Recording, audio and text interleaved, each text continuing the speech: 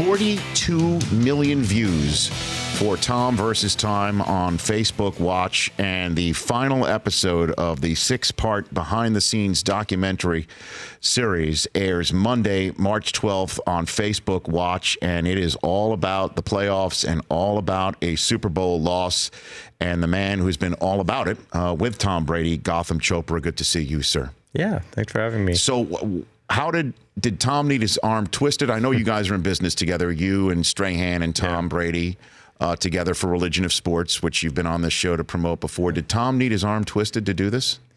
You know, I've known Tom for 5 years, and I've been relentless in terms of what he's been doing for the last 5 years has been historic. So every season, every preseason, every postseason, I've been like, Tom, we really got to do this. Tom, we got to keep doing this. And he's very polite, you know him, and he always say no. But this past offseason, a year ago, he said, hey, gee, you know, maybe we should I'm turning 40. No one thinks I can come back, or nobody thinks I can do what I do at 40.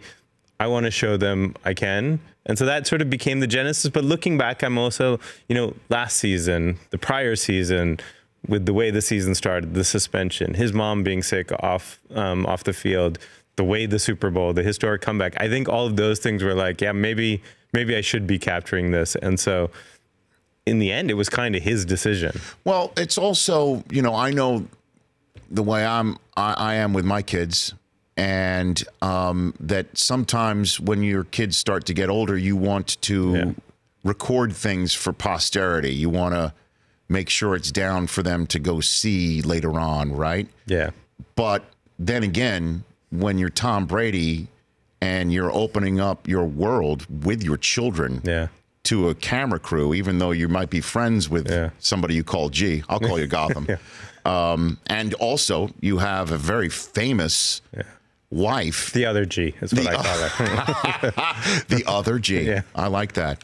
So I'm wondering, did he go through that process with you, walking through about what you could shoot, what you couldn't shoot, even though he trusted you? We did. Over time, it changed. I mean, and, you know, I think what you said earlier, like his oldest son, Jack, is 10 years old. And Jack's sort of at that transition point where he's not just, I have a 10-year-old. You see it. It's not just a little kid anymore. It's like a young adult almost, like very aware. And Jack spent a lot of time with Tom over the offseason traveling to Asia. And I was there for that. And so it just sort of like evolved like this relationship, even just between me and Jack and Tom and everybody, you know, and everybody just got more and more comfortable with it. And it's just when you're trying to do something honest, and if you have kids, the kids are the most important thing in your life. So like, how do you not have them a part of it? And so look, ultimately it was like, how do we just make sure we're very respectful in the edit room, and nothing ever went out that Tom didn't see? I mean, this is I'm his partner, not like some guy from the outside world coming to document his life. So obviously you can't control then how people respond to it. And there was certainly some of that, you know, once it was out there, which I felt kind of bad about, honestly. But Tom and Giselle have lived in a fishbowl for a long time. And so nothing particularly surprised them. I think maybe in some ways I might have taken it, you know, more personally than they did. You know, they're parents, so they feel protective, but they also get it and know where they are and who they are. And so, you know, they got over it pretty quick. So what didn't make it in the Tom Brady final cut in Tom versus Time? Like, can you give me an example? If you've seen, there's an episode where we're like in Montana playing, like just hanging out during the off season with Julian Edelman and Danny Amendola and stuff. There was a lot of swearing. There was a lot of gambling in that, you know, it was definitely, Tom called it gladiator camp. Okay. But, you know, Tom Brady's version of gladiator camp is like waking up at 5 in the morning, making protein shakes, getting out to the practice field. There's a lot of swearing. And when he watched the first cut, he's like, gee, there's a lot of swearing. Do I swear that much? I'm like, you swear a lot, bro. But we cut down, you know, a significant amount of swearing. Yes. Well, I mean, that was Brockman, Chris Brockman over there was my +1 for the NFL honors. You know where I'm going with this, right? I do. Okay. So when Brady won the MVP award and Edelman got up there and accepted, I don't know if you know where I'm going with this too. Knowing Jules. Okay. Yeah. Okay. He got up there and he said, Tom wanted me to say LFG. I don't know what that means, LFG. And he leaves the stage. You start laughing, Brockman. I start laughing. I know what it means. Oh, yeah. You know, and the F stands for something that's unmentionable right now, and it's "Let's Go." That's right. Like Edelman's like, I don't know what it means. LFG. You knew what it meant. You knew exactly what it meant. Yeah. By the way, I don't know if that made the final cut of the NFL the TV honors show. Yeah. because I tweeted that out, and somebody's like, I didn't see that, so I don't know. There's a lot of bleeps in Tom versus that right? Time. Yes. We had to bleep it out. So, what did you learn about Tom that you didn't know, having known him for 5 years? Gotham Chopra, by the way, the series creator and on occasion director, right? You had the camera? Oh, yeah. I was like cinematographer. Okay. Yeah. So, what did you learn?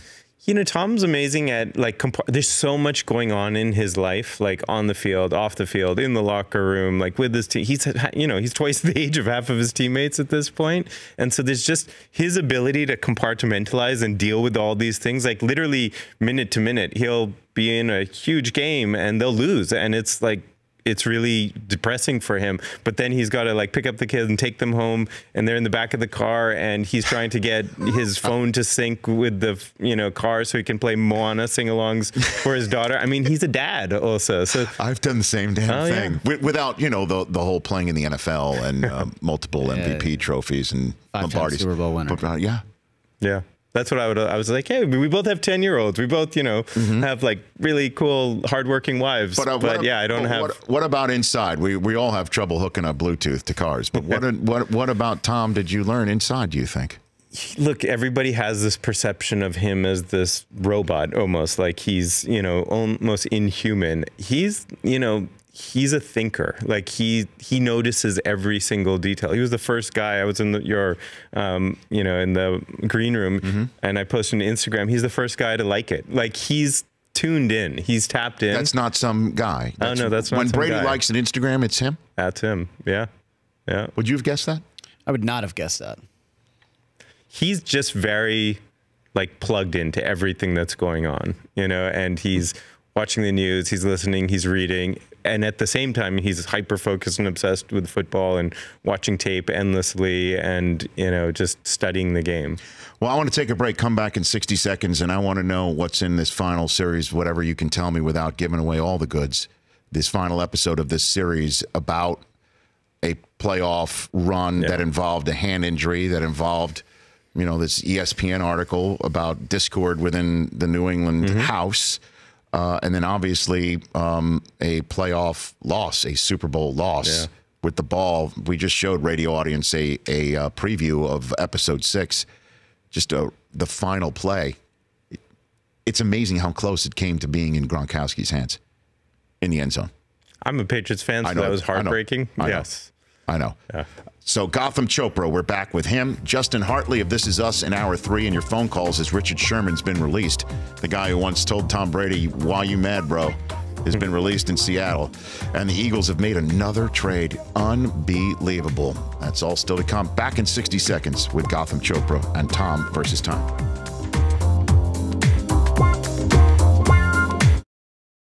Religion of Sports being on this network first with the Gotham Chopra and executive producers Michael Strahan and Tom Brady. Tom versus Time.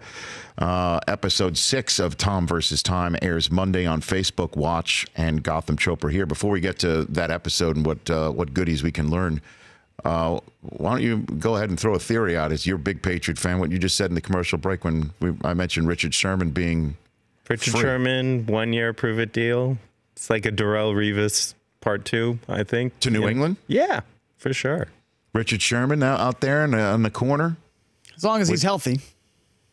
Well, look, I mentioned to you, Brent Grimes Right. Blew out his Achilles at age 29 and has been balling out since then. Sizzle's done it twice. Right. So it's possible.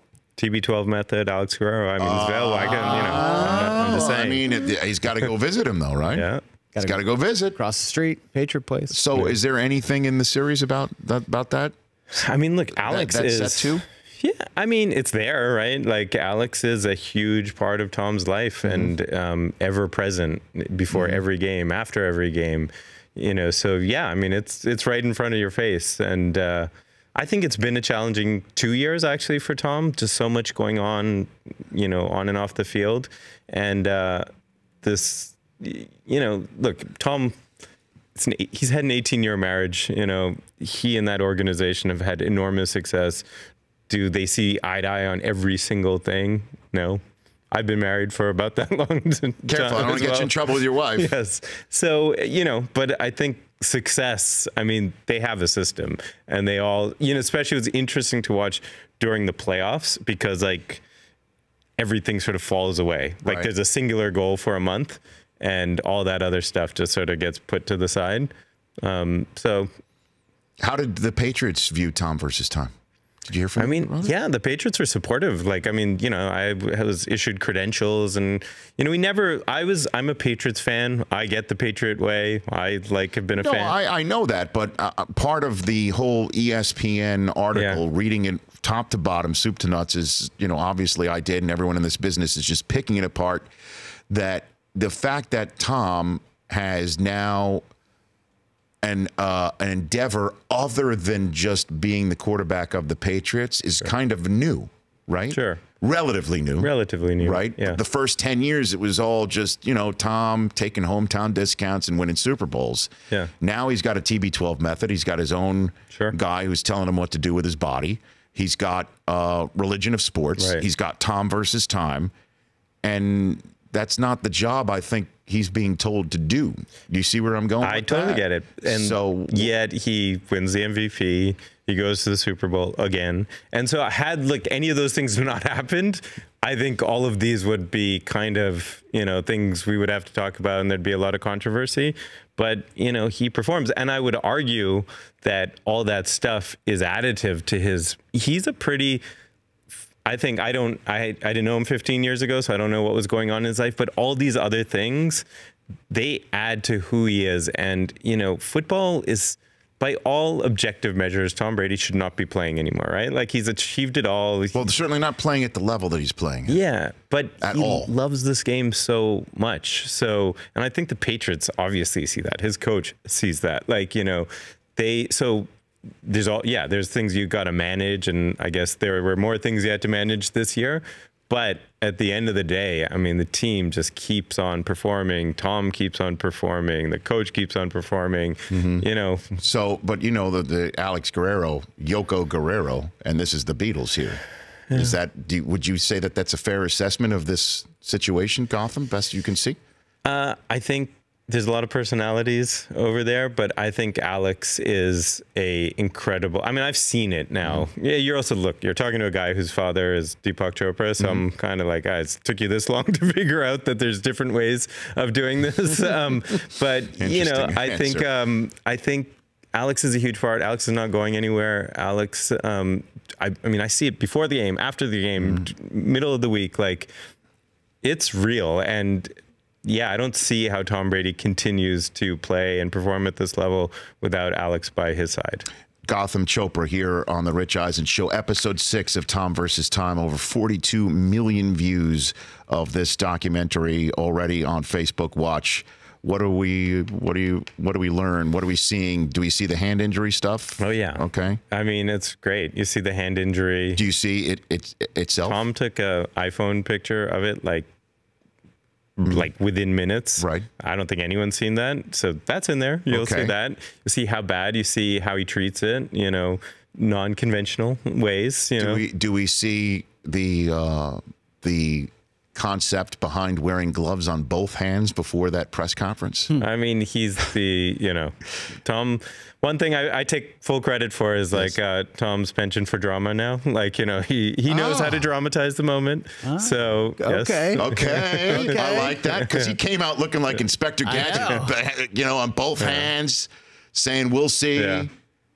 And at the time, you know, he knew, right? He knew. He knew. I mean, it was bad. You'll see how bad it was. Okay. And then, of course, the run through the playoffs and how he deals with the aftermath, which is somewhat predictable. I mean, right?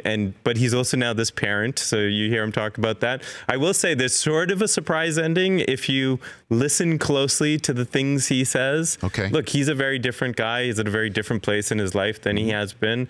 And so this offseason, I think, is very different for him, just in terms of all the things he's thinking about. And so, you know, watch carefully.